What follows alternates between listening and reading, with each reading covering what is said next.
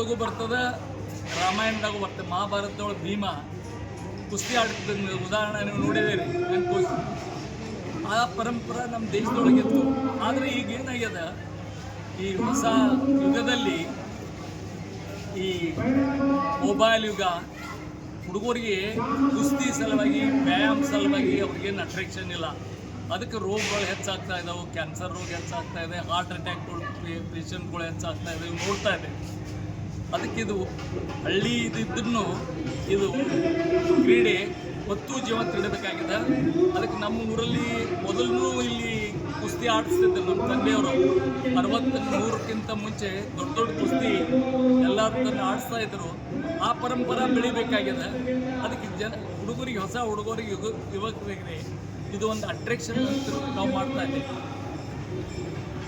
17 ವರ್ಷ ವಯಸ್ಸು, 88 ಕಿಲೋ ತೂಕ.